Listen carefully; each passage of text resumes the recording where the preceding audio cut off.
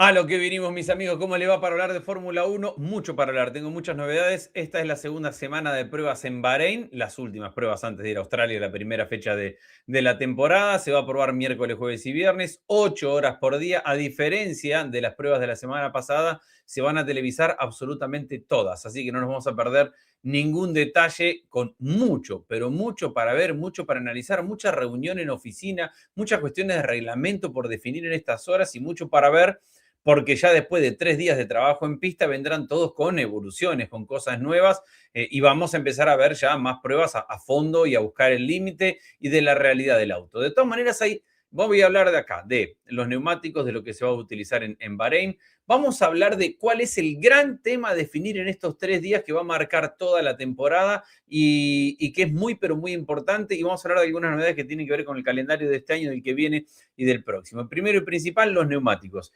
A diferencia de la primera semana, donde solamente se podía girar con los C1, C2 y C3, ahí están de izquierda a derecha todos los compuestos que tiene Pirelli para esta temporada. Recuerden que el C6, que era el más blando de todos que se utilizó el año pasado, este año no se va a utilizar, entonces fuera de los neumáticos intermedios y para lluvia, para piso seco, Pirelli va a tener para todo el año 5 juegos de neumáticos, 5 compuestos distintos de neumáticos que son los que estamos viendo acá. La semana pasada solamente se pudo probar con el C1, con el C2 y con el C3, es decir, los tres que están a la izquierda, la gama más dura de neumáticos que tiene Pirelli para esta temporada. Para esta prueba, cada equipo puede elegir los compuestos que quiera. Es decir, está a disposición los 5 compuestos que trae Pirelli para la temporada. Y vamos a ver en la elección de cada uno cuál es la idea de trabajo de cada uno de ellos. Primero, normalmente en cada una de las pistas, cuando solamente se pueden elegir entre 3 neumáticos, Pirelli decide solamente llevar 3 compuestos a cada una de las carreras, entonces siempre vemos, independientemente de si es 1, 2, 3, 4, 5, siempre vemos uno con la línea blanca, otro con la amarilla y otro con la roja. Siempre el de la línea blanca es el más duro, el amarillo es el de compuesto medio, el rojo es el compuesto más blando. Ahora, como vamos a tener los 5 a disposición, hay 2 colores que se repiten, el blanco y el amarillo. Aquel que tiene la banderita cuadros es el más duro de los 2 compuestos. Por ejemplo, ahí lo vemos, C1 es el que tiene la banderita de blanca, C2 es con letras blancas pero sin la banderita, C3 con la banderita en amarillo y así sucesivamente. Estos son los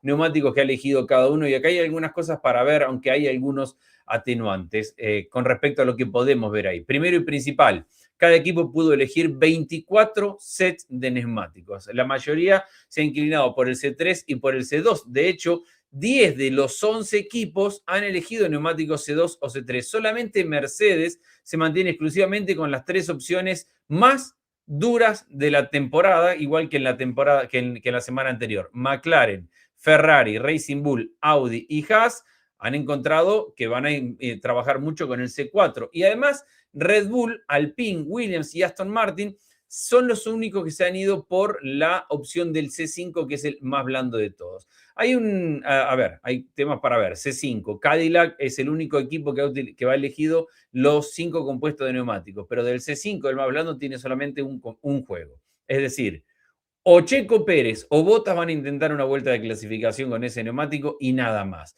Alpine ha elegido 2, es decir, Colapinto va a tener un intento de vuelta rápida, récord, a todo o nada, que muy probablemente se lo guarden para el viernes a última hora como para dejar la tabla de posición final. Gasly va a tener su vuelta también. Lo mismo con Aston Martin, lo mismo con Williams. Han elegido llevar 2 de ese compuesto más blando, entonces una vuelta rápida para cada uno en un simulacro de clasificación. Hay mucha gente que se asustó al ver que Aston Martin había elegido el 90% de sus compuestos, los C3, con los cuales ya se trabajó la semana pasada y que no ha elegido ni C1 ni C2, que son los más duros. Bueno, acá hay un atenuante en el reglamento y es en el reglamento para estas pruebas, y es el siguiente: los equipos pueden tener los neumáticos que, 1, no utilizaron la semana pasada en los días de prueba, 2, que utilizaron un máximo de 9 vueltas. Y si bien no hay un detalle entregado públicamente acerca de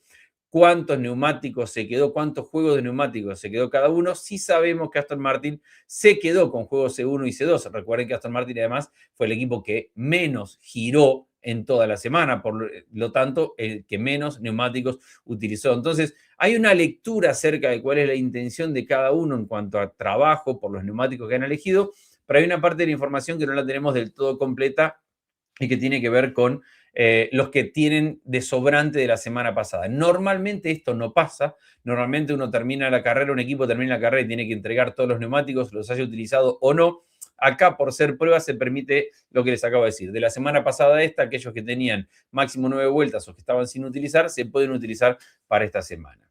Hay un tema que va a ser clave en la prueba de esta semana. Y mucho hemos hablado de la utilización de energía, de cómo estos autos funcionan cargando la batería, utilizando la energía de la batería. Mitad de la potencia viene de la energía de la batería, mitad viene del motor de combustión interna. Este es un gráfico que representa bastante bien lo que es la Fórmula 1 actual. En ese verdecito está el récord de Antonelli en esta temporada, en el color, en la semana pasada. En el color naranjita está la vuelta más rápida de Piastri el año pasado. Y básicamente muchos quieren abrir un debate que no existe, y es cómo puede ser que el auto de este año nuevo, más desarrollado, reglamento, bla, bla, bla, sea más lento que el del año pasado en muchos lugares, que la Fórmula 1 hace un auto para ser más lento.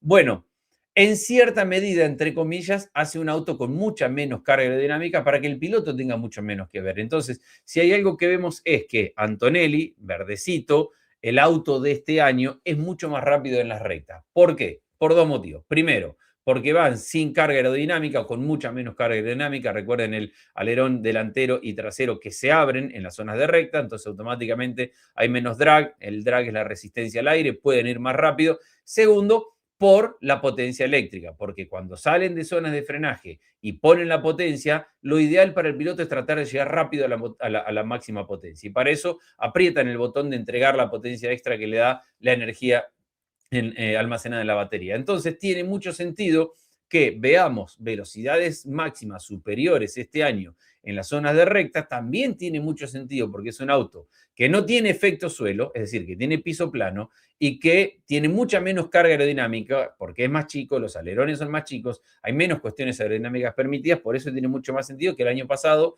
o hasta el año pasado se doblaba más rápido. Por eso, el auto de este año tiene mucha velocidad en la recta, el auto que se utilizaba hasta el año pasado con más carga aerodinámica era mejor en las curvas. Esto entendido que estamos apenas en las primeras pruebas del auto de este año. Esperemos años que avance este reglamento y vamos a ver cómo se redefine esta ecuación. Pero esto tiene mucho sentido. ¿Por qué decíamos que había sido el que menos probó Aston Martin? Se habló mucho de Aston Martin la semana pasada acerca de cuál es el verdadero problema. Primero y principal, yo sé que hay mucho furor y mucho caos alrededor de Aston Martin porque está Alonso, hay mucho hincha de Alonso y hay mucha prensa de España alrededor de Alonso, obviamente, como la hay de México alrededor de Checo y de Argentina alrededor de Colapinto. Obviamente, cuando construís un equipo con la gente, con la calidad de gente, con la cantidad de inversión que tiene Aston Martin, todo el mundo esperaba que fuera el auto a batir. Y la realidad es que lo han explicado muy bien, es el auto que viene muy desde atrás en cuanto al desarrollo, porque básicamente Adrian Newey entró a trabajar 3 o 4 meses tarde por reglamento, porque así estaba estipulado desde que salió de Red Bull, entonces no pudo empezar a trabajar con el desarrollo del motor del auto de este año para esta temporada. Y al mismo tiempo hay un nuevo desarrollo por parte de Honda, ya hemos hablado, una parte de la gente de Honda se fue para Red Bull, para desarrollar motores de Red Bull que llevan el nombre de Ford, y muchos otros se quedaron, sobre todo la parte de Japón, se quedó en el equipo. Esa parte que se quedó desarrollando el motor está trabajando en ver cómo optimizarlo. Y hay un punto, se ha hablado mucho, primero, que el diseño de Adrian Newey no le permite una ventilación suficiente y por eso se probó con branquias muy grandes. Dos, que el motor todavía no tiene confiabilidad, entonces, y esto es real, entonces si uno ve la velocidad final de los 3 días del Aston Martin, el día 3 fue superior al día 2, que fue superior al día 1. Es decir, en la medida que fueron pasando kilómetros y vueltas, le fueron liberando un poco más de potencia al motor como para ver cómo funcionaba y cómo respondía. De hecho, tuvieron problemas de calentamiento del motor. El gran tema pasa por la caja de cambios, aparentemente. Porque la caja de cambios de Aston Martin no está supuesta o no está con posibilidades de aguantar la exigencia que le está presentando este motor y esta temperatura, y sobre la caja tienen que trabajar. Hay un tema que no es menor, y este es probablemente el tema más importante del video, así que presten mucha atención a esto, porque esto es de concentración. Estas son los 4 autos, los 4 equipos más importantes en el resumen de las pruebas de los 3 días pasados, los 8 cambios que tiene el auto de Fórmula 1, el auto de Fórmula 1 tiene 8 cambios por reglamento, entonces si ven a la izquierda, va del número 1 al número 8, cada uno es el cambio, primera, segunda, tercera, cuarta, quinta, sexta, séptima y octavo, y el porcentaje y cuántas veces lo utilizaron en la vuelta en las pruebas de la semana pasada. Acá hay un tema muy para analizar y que tiene que ver con, uno, Aston Martin teniendo que desarrollar una mejor caja de cambios, y dos, presten atención, esto no quiero que se les escape y lo voy a volver a decir. Esta semana, antes de la carrera de Australia, pero con las pruebas de esta semana y con la información que traigan de la prueba de esta semana, los equipos ya tienen que definir cuáles van a ser los engranajes de las 8 marchas para la temporada. Es decir, no es menor lo que va a pasar esta semana con respecto a la caja de cambios. Y ahora me voy a meter un poco más a analizar y a darles más información de eso, pero quiero que prestemos atención a este gráfico. Primero principal, porque en esto de la recuperación de energía y cómo el auto recupera energía para cargarla en la batería, para utilizarla después en la pista o para poder pasar, muchos vimos que el pasar de revoluciones, meter primero en las curvas más lentas y llevar el motor a altas revoluciones les permite a las baterías recuperar algo de energía. Si bien la fuente principal de recuperación de energía es la energía que sale del frenado, en el revolucionar alto en zonas de frenado hay también una carga de energía. Y claramente llamó la atención Verstappen porque en 2 o 3 curvas de la pista llegaba y ponía primera, donde el año pasado había segunda. Y eso hacía que se escuchara el motor sobre revolucionado. Bueno, ahí lo vemos. Vamos a ir entendiendo este grafiquito. Donde está el número 1 a la izquierda, arriba, Verstappen, azul, Red Bull, utilizó el 10% de sus cambios fueron en primera velocidad. Mercedes el 4%, McLaren el 3.74, casi el 4%, y Ferrari no utilizó la primera marcha. Y acá hay un tema del cual se va a hablar muchísimo en estos días, que no hay verdad absoluta, básicamente, no les vengo a dar una solución a ninguno de ellos, pero esta semana tienen que recabar información porque ya tienen que dejar definidos cuáles son los engranajes de la caja de cambio para toda la temporada.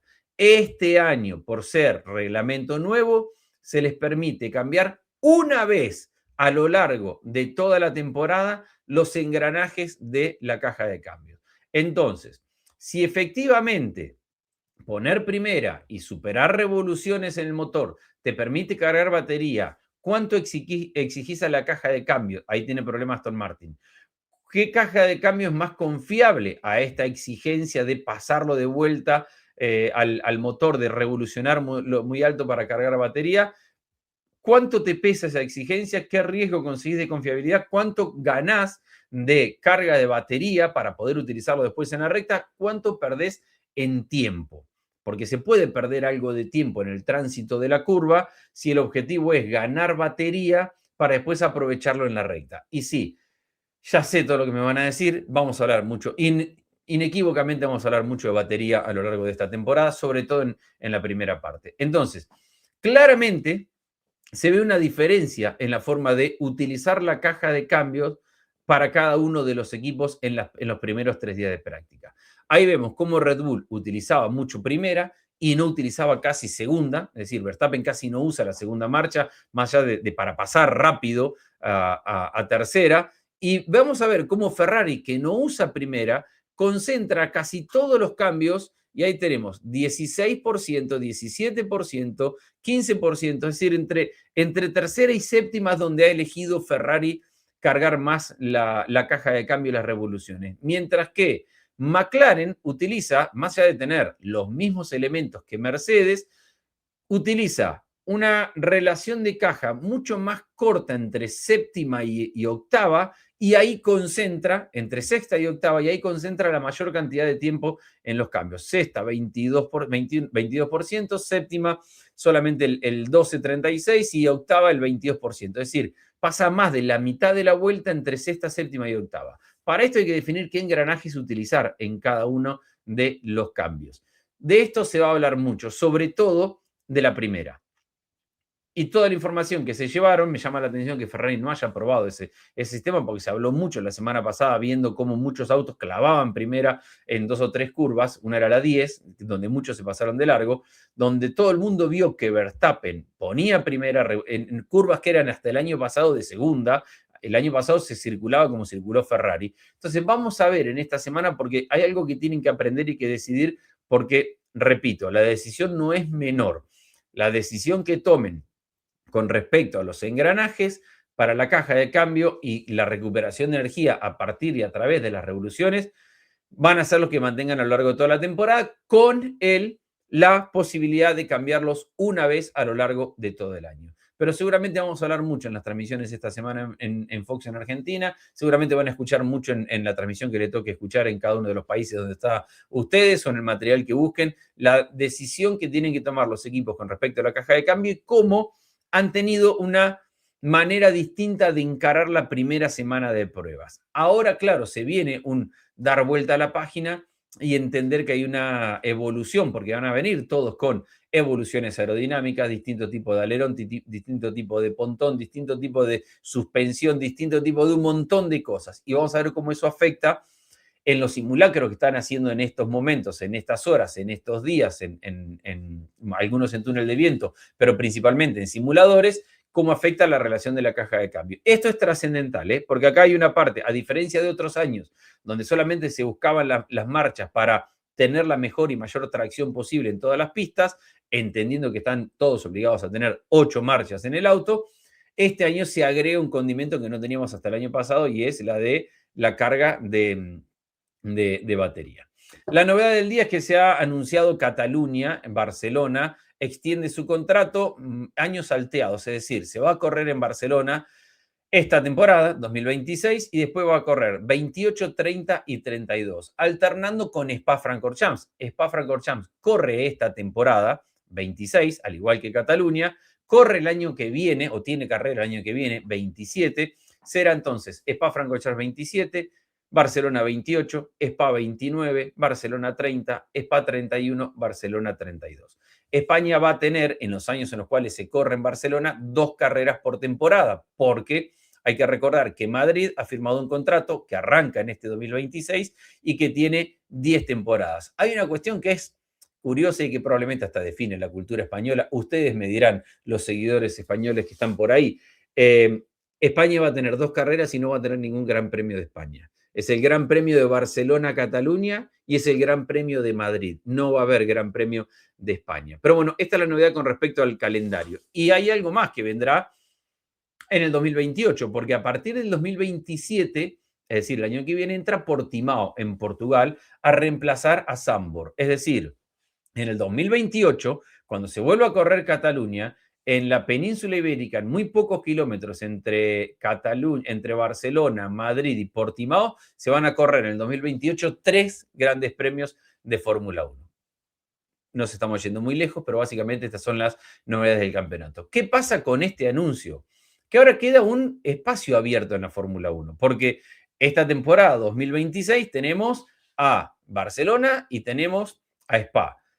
A partir del año que viene vamos a tener solamente uno de los dos, porque Portimao va a reemplazar a Zandvoort, como les estaba diciendo. Entonces hay expectativa y hay bastante pelea por ver quién ocupa ese lugar que se va a liberar en la Fórmula 1. En Turquía creen estar haciendo lo posible para poder recuperar la Fórmula 1 y que vaya la Fórmula 1 a Turquía. Esto es lo que tiene que ver con respecto al calendario. Volvamos al tema de la semana. Vamos a poner esta fotito porque de esto voy a hablar ahora en un ratito.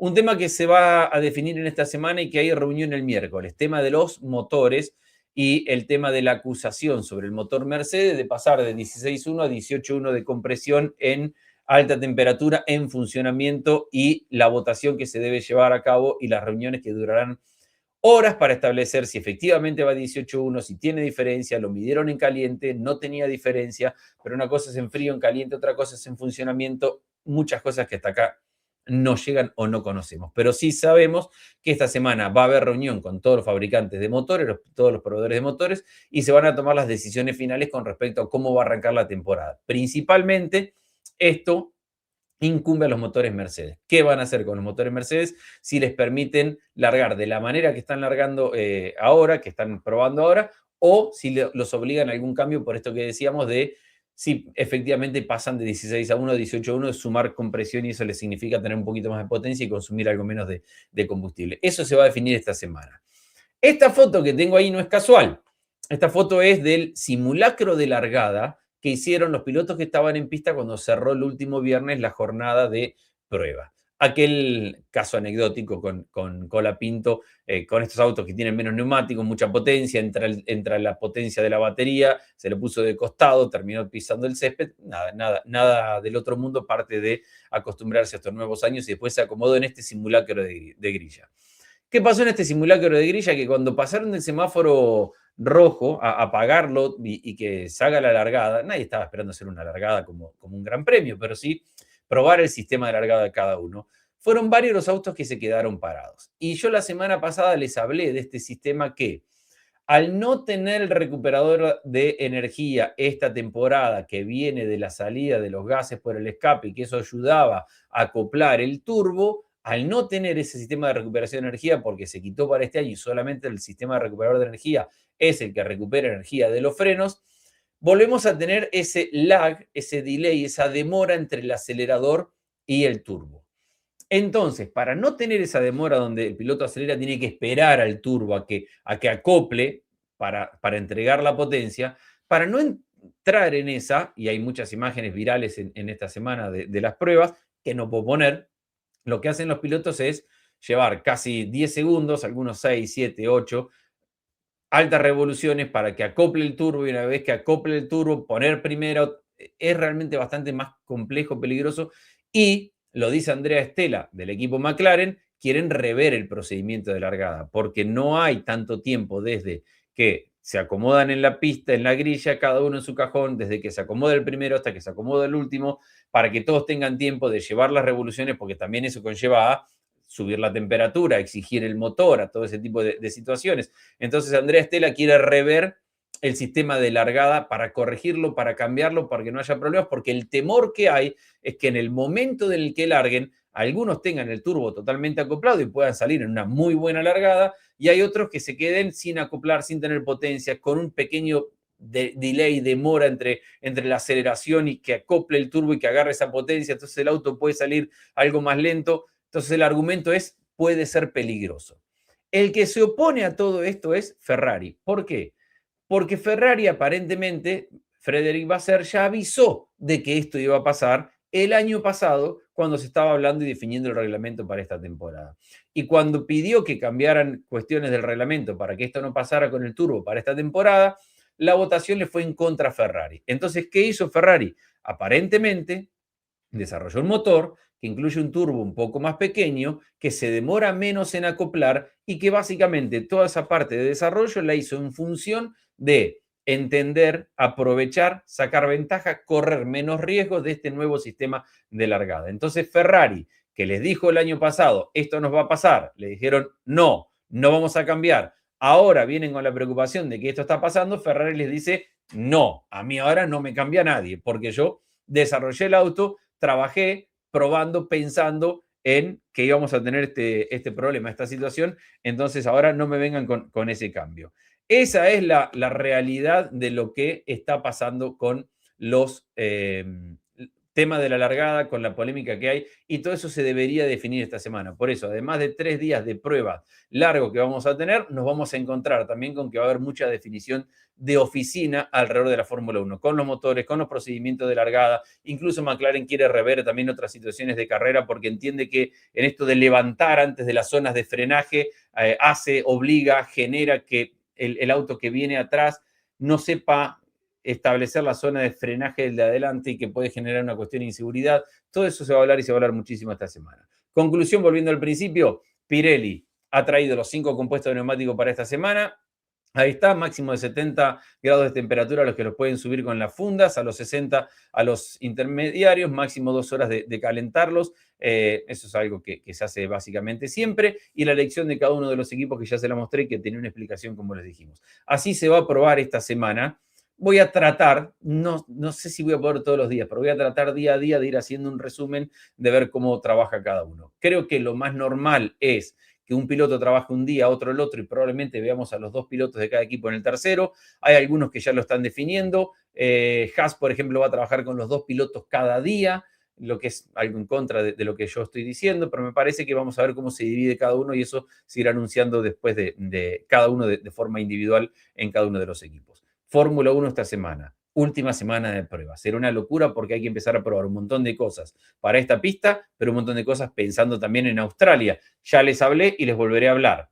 Un escenario completamente distinto por características de circuito que ya no tienen que ver. Antes las características de circuito afectaban directamente a la parte aerodinámica. Entonces decíamos, pero están probando en Bahrein que tiene estas características de carga media a media alta y vamos a ir a correr a Australia que tiene carga baja. Eso ahora hasta secundario es, porque lo más importante es, estamos en Bahrein, donde se recupera energía casi el 18-19% de la vuelta, que es donde se está frenando, y vamos a ir a Australia, que es el segundo circuito donde menos se frena en toda la Fórmula 1. Entonces, ¿cómo van a hacer con la potencia de la energía? De eso vamos a hablar mucho en los próximos días. Saludos. Lo tendría que haber dicho antes. Gracias por el apoyo, porque de a poquito se va sumando gente y este canal se va haciendo más grande. Me toca acordar de decir esto al principio y no al final de los videos. Pero si llegaron hasta acá y se comieron casi media hora o 26 minutos de bla, bla, bla sobre Fórmula 1, gracias por suscribirse al canal y a los que no están suscritos están invitados.